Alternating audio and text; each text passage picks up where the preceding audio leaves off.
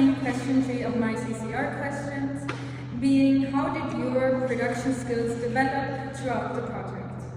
Throughout the creation of Serene 2025 vision, my production skills have improved significantly, especially in research and production areas, which I especially focus on, and I improved significantly in.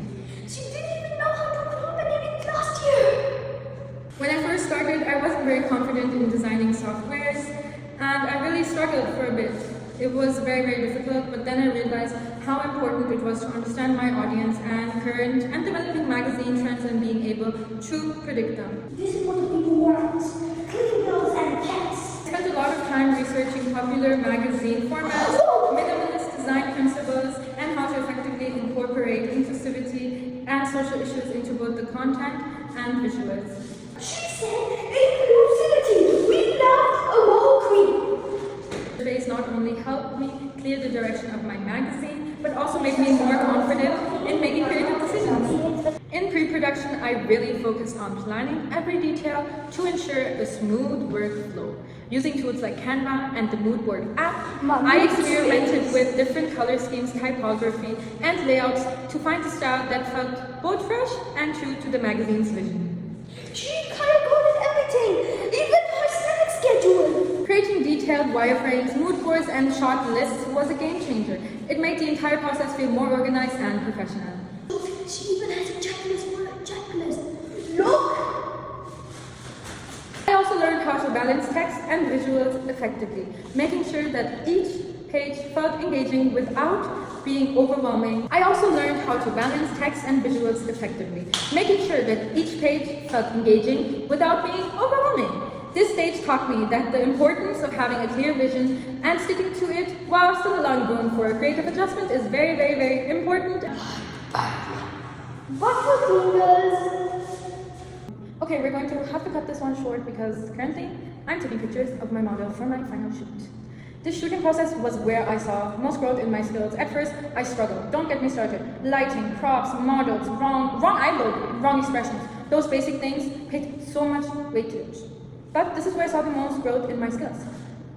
I struggled with lighting and composition, but with practice, I became much more confident in direct shoots and making quick decisions on set. Now I have such a good idea on what's wrong, what's right. So let me get back to my shoot. Lift your arms. Yep, you have it right there. Darling, I'm ready for shoot. What do you mean you're ready for this shoot? I'm literally shooting. I have a model already. And besides, you're not even a girl. You're not even a girl. I can be anything I want in the world. I still don't need you. And besides, she's so good. I'm the best of the best. Oh, get lost.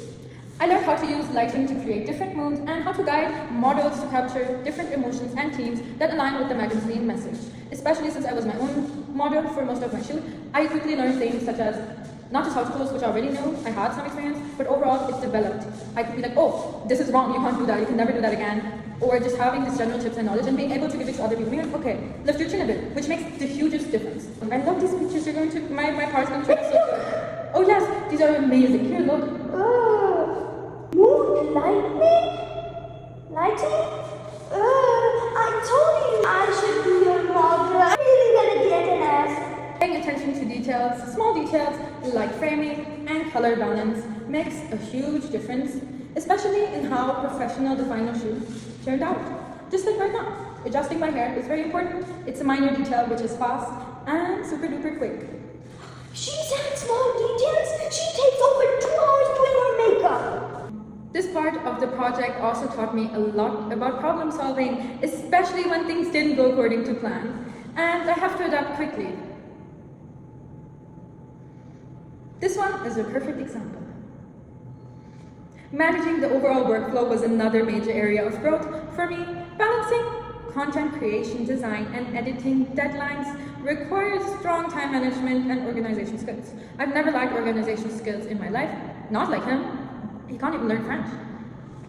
But my time management skills and meeting deadline skills has been terrible since I started A-levels. I never used to have that issue, but then this was just terrible. So focusing on my workflow management is a must.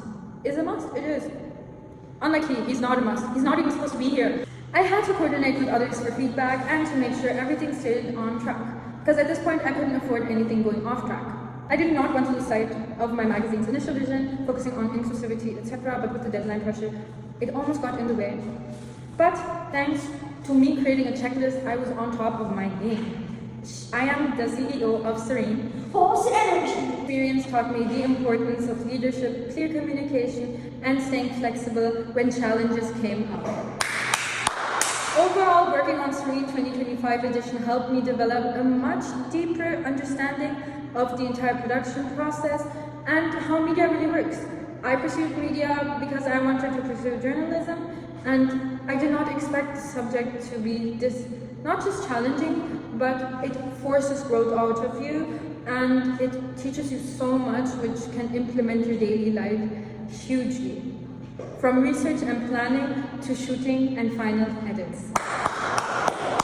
It pushed me to improve not just my technical skills, but also my ability to manage a project from start to finish, as the CEO and as the creator. Good Clean Gold Award Champion 2025! Thank you for watching or surviving this interview.